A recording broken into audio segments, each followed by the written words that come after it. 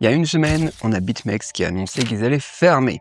Un exchange qui a une dizaine d'années. La semaine d'après, on a Bitmart qui nous dit fermeture progressive. Cet exchange avait 7 ans. Et la semaine prochaine, on risque d'en avoir un encore. D'ailleurs, j'ai ma petite idée sur laquelle ça pourrait être et on va regarder ça ensemble. Mais avant tout, bonjour amis du Bitcoin, c'est Cédric, on se retrouve aujourd'hui pour parler de décentralisation. Alors pourquoi est-ce que je commence en parlant par des exchanges centralisés? J'aime pas les échanges centralisés.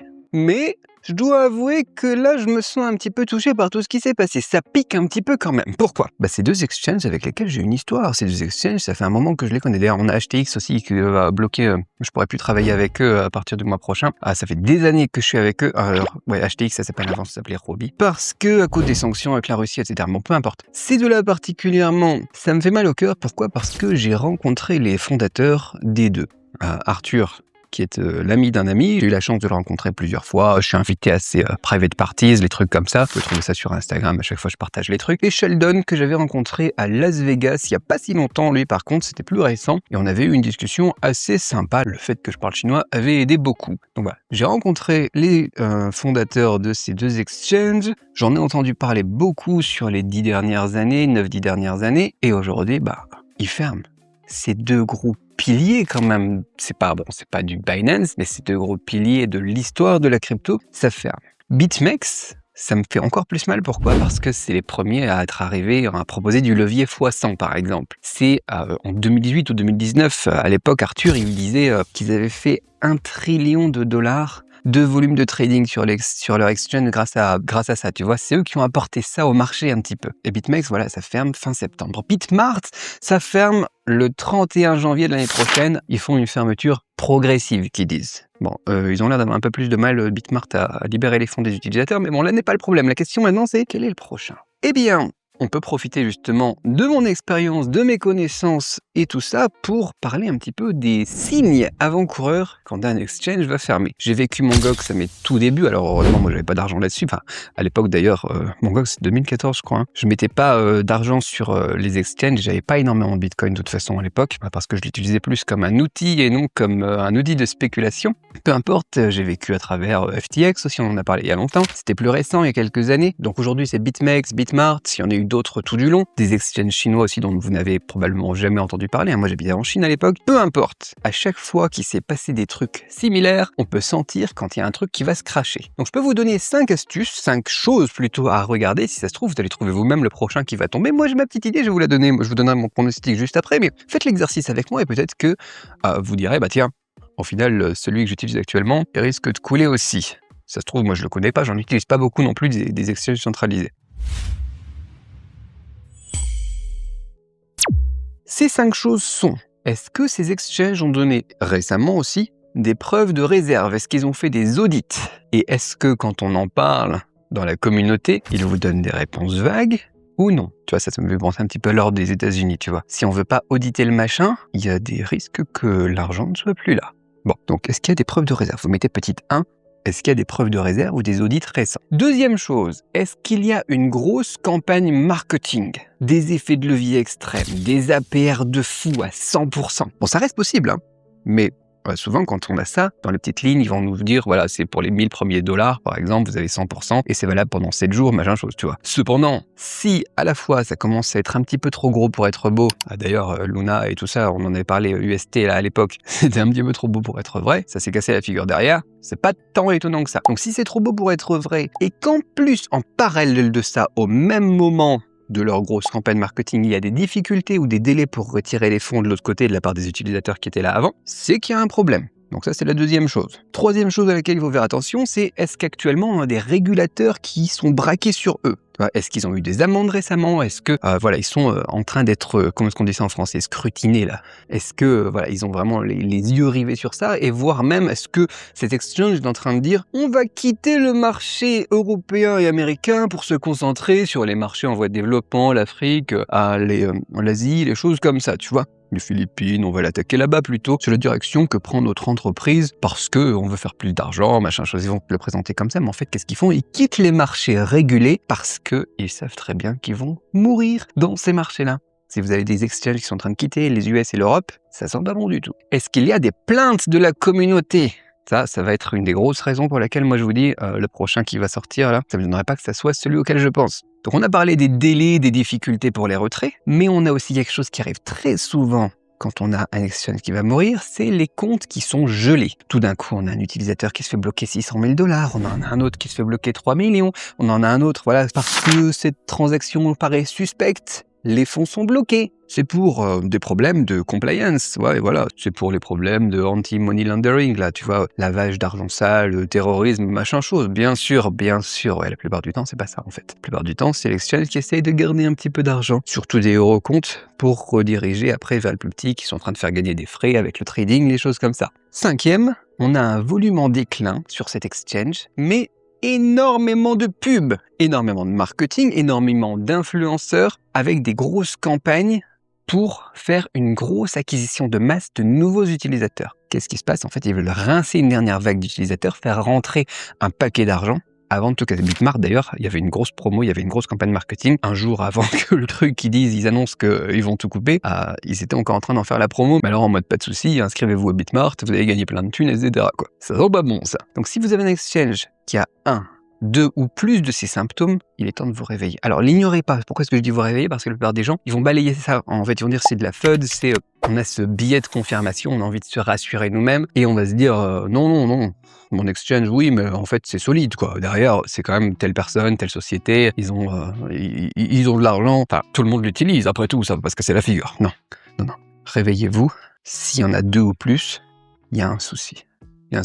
Donc mon pronostic à moi, puisque je vous en parlais et je vais le dire franchement, l'année dernière, en tout cas, je me disais ça va couler. Cette année, peut-être pas. Enfin, quoique, hier, il s'est passé un truc, voilà. Mon pronostic, moi, c'était MEX. MEX, ça s'appelle. L'an passé, et encore aujourd'hui d'ailleurs, je suppose que si vous allez sur Twitter, sur X, vous cherchez un petit peu MEX, les gens qui ont les comptes gelés, les gens qui n'arrivent pas à retirer leurs fonds, les campagnes marketing, etc. Et d'ailleurs, il y a toute une période de bad buzz, c'est là où ils ont embauché Cécilia, justement. Alors elle, je l'ai rencontrée, mais de loin, donc je vais pas parler, donc si ça se trouve, c'est pas celui-là qui va casser la figure, puisque tous ceux qui se cassent la figure, j'ai rencontré les founders, mais voilà. MEX, ça sent pas bon. Et pourquoi est-ce que ça me fait penser à ça aussi encore aujourd'hui? On est le 30 juillet, tu vois, on a eu BitMEX, une semaine après Bitmart, et aussi, qu'est-ce qui s'est passé hier? Cécilia, elle s'est fait remercier. Il n'y a plus maintenant, à partir de hier, de visage sur cet exchange centralisé. Voilà, et en tout cas, il y a 2 et plus des conditions que j'ai citées sur cet exchange et on verra bien. Je sais pas, vous, quel est votre pronostic? Moi, j'utilise pas énormément d'échanges centralisés, donc j'en rate sûrement. Dites-moi en commentaire si vous en voyez d'autres comme ça, mais voilà, je dis pas non plus que tous les exchanges vont se casser la figure. La plupart des plateformes, ils font quand même des choses relativement propres et c'est toujours bien, de toute façon, un échange centralisé pour du trading à court terme, pour swapper des coins, tu vois, pour bouger de l'argent, pour on-ramp, off-ramp, comme on dit, pour transformer des fiat en crypto, des cryptos en fiat. Mais la réalité de notre monde, sur les 10 dernières années en tout cas que moi je suis là, c'est que on n'a aucune plateforme centralisée, aucun échange centralisé qui est sûr à 100%. Et ça, c'est la transition parfaite, parce que cette vidéo, en fait, c'est pas juste un truc pour vous dire lequel sera le suivant et à quoi il faut faire attention. Pour moi, c'est aussi une vidéo coup de gueule. Un échange centralisé, qu'est-ce que c'est? Qu'est-ce que c'est que votre argent dessus? C'est comme une banque. Ce que vous possédez sur un échange centralisé, c'est un nombre dans leur database. Les clés des wallets, c'est eux qui les ont, c'est pas les vôtres. Et aussi longtemps que ça reste vrai, il y a toujours un risque. Peu importe comment ça a l'air solide aujourd'hui. Ça pourrait être un hack, ça pourrait être les entités légales, la loi, la police, les trucs comme ça, un juge qui bloque tout d'un coup. Ça pourrait être les fondateurs qui s'en vont avec votre argent. Peu importe. On pourrait avoir un problème avec une guerre, ça arrive assez souvent ces derniers temps, des choses comme ça, tu vois. Vous pouvez toujours tout perdre du jour au lendemain, parce que c'est pas vous qui avez le contrôle. Et c'est ça qui me fait vraiment mal au cœur. Bitcoin, la crypto à la base Bitcoin, ou Bitcoin pour les vieux, ça a été créé pour supprimer les tierces parties, pour supprimer les intermédiaires de la finance traditionnelle, pour que chaque personne puisse vraiment posséder leur propre argent sans avoir à faire confiance à une institution pour garder leurs fonds de manière safe. Et pourtant, au fil des années, on a reconstruit un système qui ressemble tellement à l'ancien. C'est juste un emballage différent en fait, mais on est toujours maintenant centré autour des échanges centralisés. Et aujourd'hui, les échanges centralisés, c'est plus juste des endroits où tu fais du trading. Ils ont des deposits, tu peux prêter de l'argent, tu peux stacker tes cryptos, tu peux faire des paiements avec Binance Pay, c'est génial. C'est génial parce que c'est basiquement tout ce qu'une banque fait. Avec tout cet emballage de produits attractifs, de rentabilité, de placement. C'est tellement pratique en plus et l'expérience utilisateur est tellement agréable. Mais c'est comme une banque. Et quand quelque chose se passe mal, les utilisateurs, les clients, c'est toujours ceux qui paieront le prix. Pendant que les fondateurs, l'exchange lui-même, la société, ça sera toujours celle qui se protégera elle-même en premier. Derrière tous ces gros titres des exchanges qui se cassent la figure ces derniers jours, en plus, on voit ça arriver en fait tous les jours. Des comptes qui se font bloquer, des demandes de retrait qui prennent des jours ou des semaines, des positions qui sont liquidées de force sans aucun avertissement. C'est pas des choses qui sont rares dans la crypto. Sur certaines plateformes, ça se passe quasiment tous les jours. Mais ça fait même plus les news maintenant. Mex, je suis sûr que si vous regardez sur Twitter, ça arrive tous les jours encore, mais plus personne n'en parle. Ça fait 1 an que ça dure. Moi-même, j'ai eu des fonds qui ont été bloqués sur des exchanges aussi,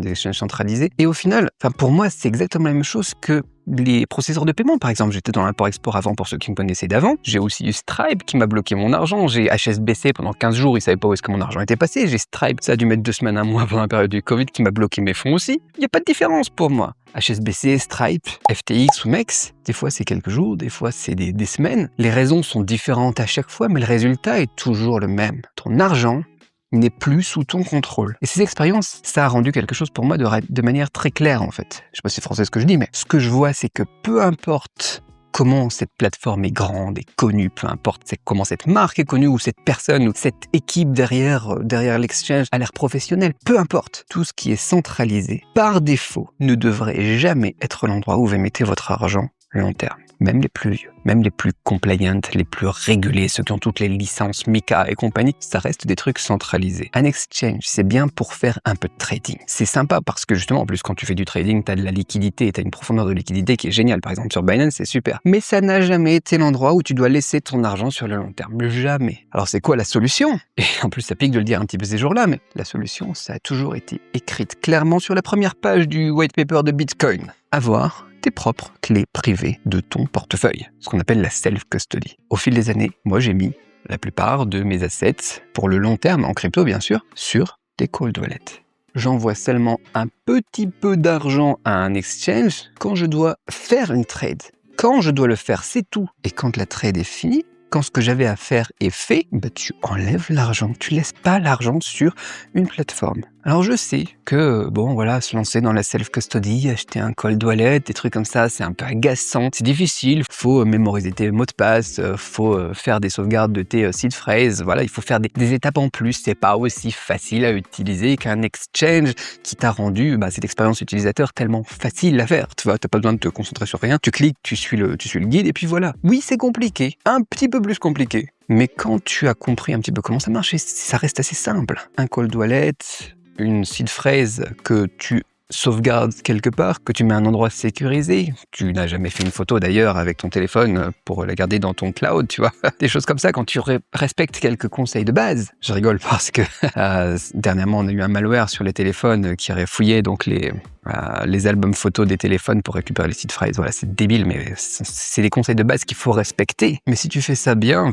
c'est bon quoi. Si jamais tu as un gros montant vraiment que tu veux sécuriser, tu peux ajouter d'autres layers de sécurité avec du multisig. Tu vois, tu as plusieurs wallets de plusieurs marques différentes. D'ailleurs, tu peux tout simplement aussi séparer tes fonds sur plusieurs cold wallets de sociétés différentes aussi, parce que parfois on en a une qui se fait pirater. Ça arrive aussi aujourd'hui par exemple.